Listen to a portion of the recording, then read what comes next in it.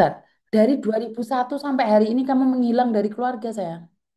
Iya, 2001 sampai sekarang kamu menghilang dari keluarga. iya, Miss. PT ku sampai wis bubar, Miss. Kenapa sayang? Yo, termasuk aku keluarga, eh, yo, gimana ya? Sama nih, aku cerita apa nih, Miss, aku bisa membuka hatiku sendiri gitu loh, Miss. Iya, karena gini loh, pengalamanmu biar menjadi cermin orang lain. Kenapa sih saya Oh kalau gitu. ada keluarga yang mencari, saya nggak memaksa kalian untuk muncul. Kan saya tidak tahu dilema kalian, penderitaan kalian, sakit hati kalian. Karena dulu pernah ada satu orang itu dicari sama keluarganya. Tahu nggak? Padahal dia ada di hadapan saya. Saya tidak tahu harus berkata jujur pada keluarganya atau saya melindungi dia. Tetapi saya memilih untuk diam karena saya lebih percaya dengan ceritanya yang sudah menyakiti begitu dalam. Iya, Miss.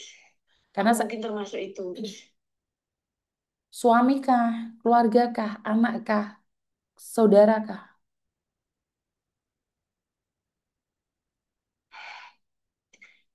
Aku kan awalnya dijodohin, Miss. Jodohin sama Mm-mm. keluargaku.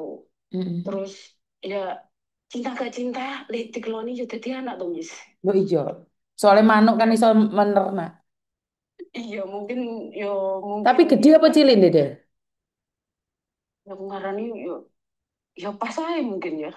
Pas sak pasan mlebu no, pas metu ya metu no. Udah piye to? Kowe wong tuwek lek cerita iki ra jelas sih. Sumpah, Miss.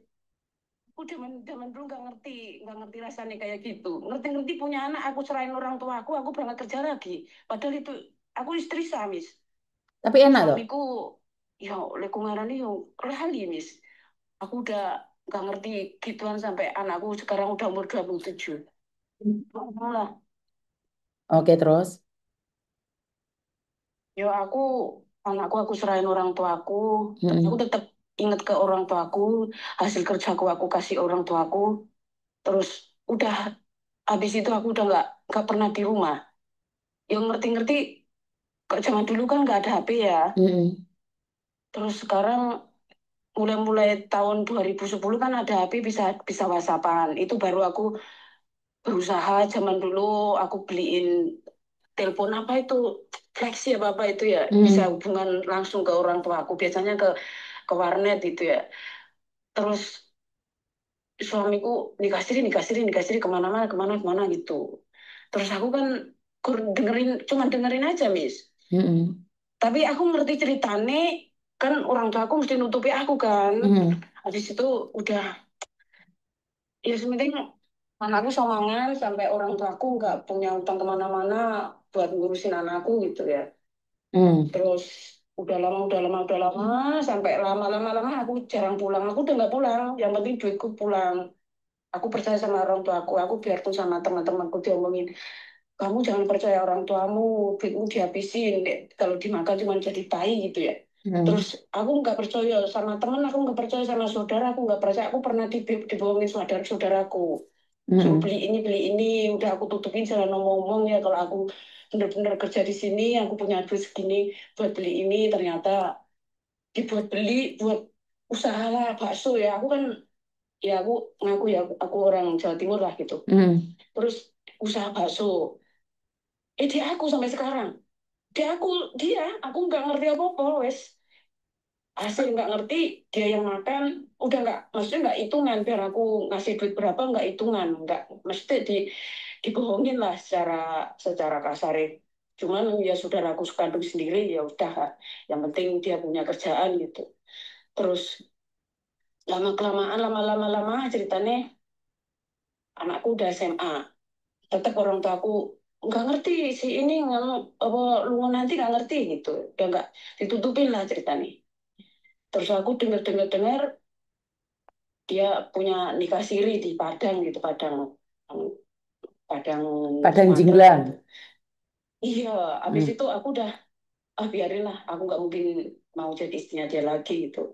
Terus anakku udah SMA lah, anakku udah SMA, ngerti, aku teleponan gini, aku dipanggil Mbak Miss. Itu yang bikin aku kayak setengah mati ya. Kamu tinggal Anakmu, di anak rumah kandungmu aku. panggil kamu Mbak. Iya, manggil manggil aku Mbak gitu. Terus ya aku kan ya aku nggak apa-apa. Aku bilang adik gitu. Ya Oh, kan akrab sama adikku yang ngurusin si adikku gitu. Terus udah gitu aku kan udah aku pengen ngerti gedenya anakku kayak apa biarpun aku nggak pernah mendekap gendong gitu ya. Tapi kan dia anakku. Terus aku cuti, Miss. Pas aku cuti dia bilang, ibu itu siapa, tamu kok nggak pulang-pulang gitu. Aku nggak disapa nih, cuman monggo silakan duduk. Terus dia pergi futsal kayaknya ya. Terus ya Allah, aku lama-lama cerita tengah malam gitu ya, tengah malam cerita cerita. Habis itu dia bilang, kok nggak pulang-pulang tamunya ya Bu gitu. oke. Terus ibuku ngomong, bener-bener ngomong, ya ini ibu kandungmu yang lahirin kamu gitu. Kalau ini ommu bukan masmu itu.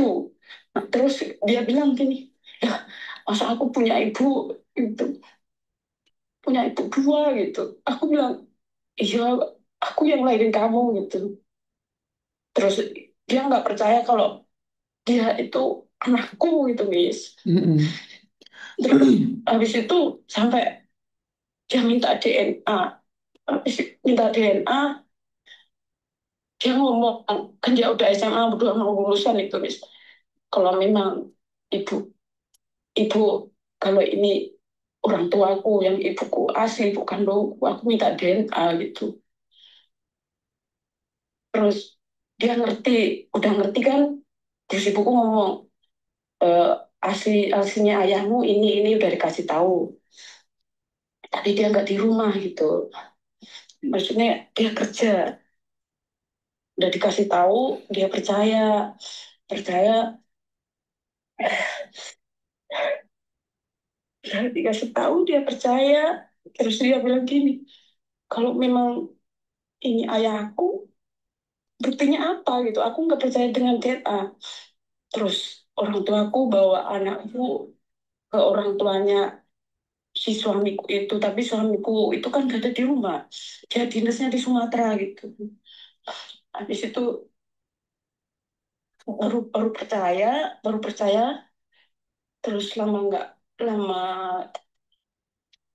waktu aku udah mau cuti, cutinya udah aku mau berangkat lagi, anakku ngomong kayak gini, kalau memang Mbak itu ibuku asli ya, kalau ibu itu nenekku, mbahku, aku nggak mau punya ayah.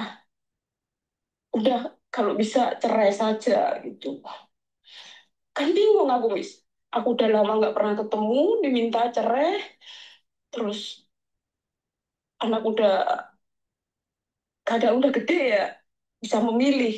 Kalau aku memang anaknya ini, ibuku yang ini mbahku, terus apa gunanya kalau ibuku tetap kerja sendiri, nggak dikasih nafkah, aku nggak dinafkahi, aku tetap dititipin mbahku, terus gimana gitu. Terus aku ngomong sama bapakku, dulu kan yang jodohin aku kan bapakku. Terus aku bilang gini sama bapakku, biarpun bapakku keras ya, aku sekarang udah dewasa, udah tua. Kalau dibilang tua ya belum kayak mbah-mbah lah. Yang penting anakku udah gede berarti aku udah tua, udah ngakuin kalau aku tua. Kalau aku kayak gini, hidupku ngomong ombang-ambing, aku nggak mau. Sekarang aku mau pingin cerai gitu. Terus bapakku yang ngurusin cerai. Udah ngurusin cerai, cari pengacara. Ternyata si suamiku nggak mau pulang. Katanya, aku nggak ada cuti gitu. Nggak bisa ngambil cuti. Sampai sekarang aku nggak ada hubungan sama si suamiku itu nggak ada. Terus yang ngurusin cerai itu orang tuaku, anakku ikut tanda tangan sebagai saksi. Aku benar anakku, adikku jadi saksi keluarga, yang saksi masyarakat ada itu. kami tua kepala dusun itu terus udah selesai katanya, udah selesai ya, katanya orang tuaku percaya udah selesai, tapi di kantornya belum bisa gitu. Terus kesalahannya harusnya kalau ngurus perceraian itu dari kantornya dia dulu baru ke KUA gitu. Mm-mm. Tapi menurut bapakku masalah kantor nggak apa-apa, udah nggak diurus, yang penting kamu secara Islam udah bukan istrinya dia gitu. Terus aku kan cari-cari informasi gimana cerai sama eh, seorang instansi gitu ya. Terus ada yang bilang gini, kamu harus ngurus dulu ke komandannya gitu.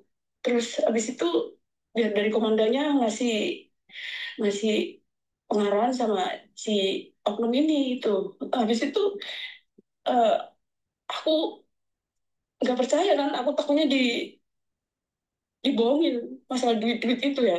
Dia nggak ngerti kalau aku tuh kerjanya di sini gitu, di ya di sini. Terus habis itu keluarga aku tetap ngomong, yang penting kamu ngurusin suratnya pengadilan negeri yang di sini udah beres, kamu udah bukan istrinya dia lagi gitu. Terus dia terus orang tua aku bilang kayak gini, udah jangan, nggak usah ngurus kayak gitu, nanti kamu mau keluar duit banyak, yang penting duitmu duit kamu simpan, udah nggak usah ngurusin kayak gitu. Habis itu dia bilang,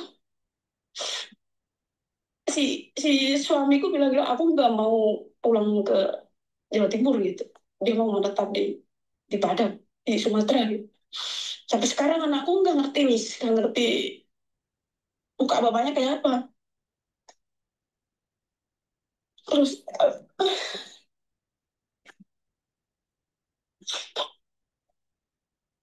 di dari cerita-cerita udah lama-lama, dari tahun 2018 surat cerai kan udah selesai surat ceraiku di Pengadilan Agama Negeri, tapi di kantornya belum gitu.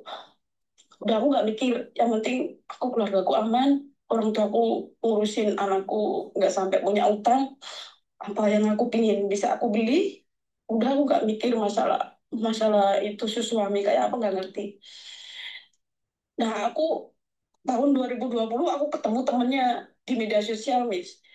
Dia bilang gini, oh kamu masih sama ini ya, sama si A ya, iya, tapi udah enggak secara agama, aku bilang gitu. Kamu itu dibohongin gitu, kamu itu dibohongin. Dia di sana banyak sindiran perempuan. Tapi dia bilang kayak gini, kamu tahu nggak, mau apa, mau gimana pun juga kamu itu istri sahnya, kamu tuh berhak menuntut gitu. Aku bilang kalau masalah menuntut aku nggak menuntut, tapi yang penting harus aku pingin diakuin anakku sebagai anak kandungnya gitu. Tapi dia nggak mau.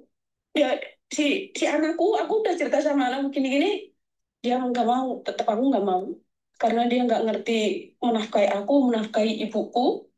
Aku tetap dititipin mbahku kayak gini, nggak mau gitu. Aku habis itu udah nggak ada konfirmasi sama temen yang ketemu di media sosial itu, yang temennya si suamiku itu ya. Habis itu lama-lama sampai tahun 2020. Tahun 2020 aku waktu liburan pergi ke agentku ada apa namanya itu, ada boarding house di situ, mau sama tetanggaku. Terus aku kan cerita gitu, Miss. Ya dia ngerti masalahku, cuman dia ngerti kalau aku di sini. Dia juga nutupin kali ya, nggak ada yang tahu gitu. Terus dia punya informasi